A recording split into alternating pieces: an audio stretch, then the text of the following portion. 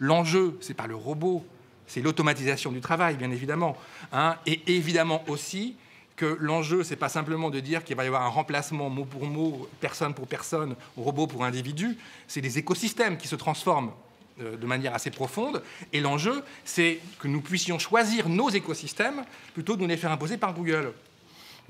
Et donc, pour la logique de la taxe, l'enjeu, c'est que si, évidemment, il y a des profits importants, une productivité qui se fait par des machines, quelles qu'elles soient, potentiellement, de la même façon que les humains, s'il y a profit via les humains, il y a des logiques de redistribution qui se mettent en place, il faut qu'il y ait aussi des logiques de redistribution par rapport à des mécaniques et des machines. La fameuse étude de Frey Osborne en 2013 qui nous dit 47% des emplois vont être supprimés dans les 10 à 20 ans aux États-Unis. Elle a été redupliquée dans le monde entier, cette étude, elle a fait frémir tout le monde.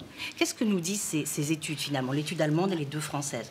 Elles nous disent qu'il y aura à peu près 10% des emplois supprimés et pas 47%, mais qu'il y aura 50% des emplois dont le contenu sera tout à fait transformé. Et je crois que c'est ça le message qu'on doit entendre, et c'est avec ça qu'on doit faire quelque chose.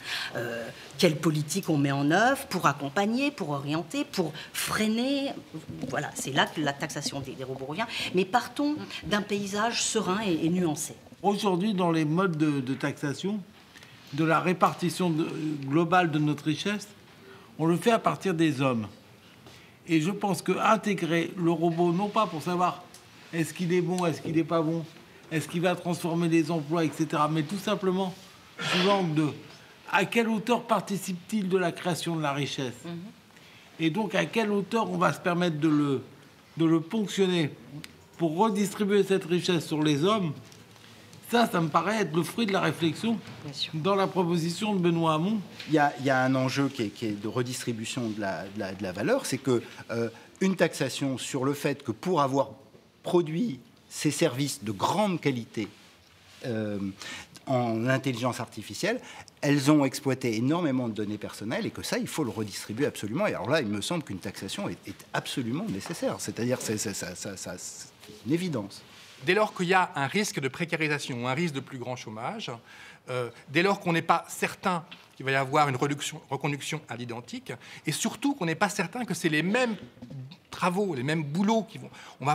Tout le monde ne va pas être data scientist, tout le monde ne va pas être roboticien. En revanche, on aura toujours besoin de masseurs, de kinés, de tas de professions humaines.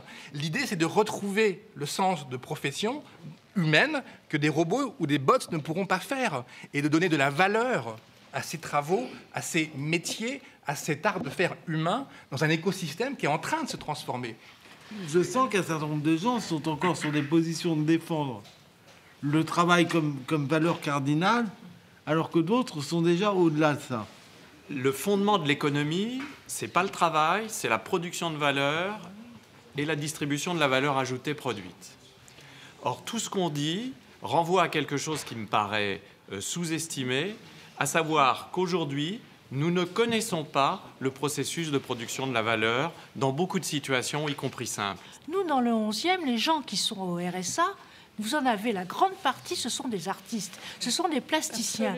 Donc je pense que l'on doit aussi avoir cette dimension, que ce n'est pas uniquement pour trouver un emploi systématique. Il faut qu'on crée qu'on réfléchisse aussi à d'autres formes et qu'on protège aussi nos artistes, d'autres gens qui ne sont pas productifs de la même façon que dans l'emploi. C'est un investissement, le revenu universel. Lorsqu'on regarde toutes les expériences qu'il y a eu en Ouganda, qu'il y a eu au Canada, qu'il y a eu partout, on se rend compte qu'au contraire de ce qu'on pouvait imaginer, les gens ont étaient en quelque sorte redevables et ont au contraire créé, en quelque sorte, créé en tant qu'artistes, créé pour monter leur boîte ou ainsi de suite.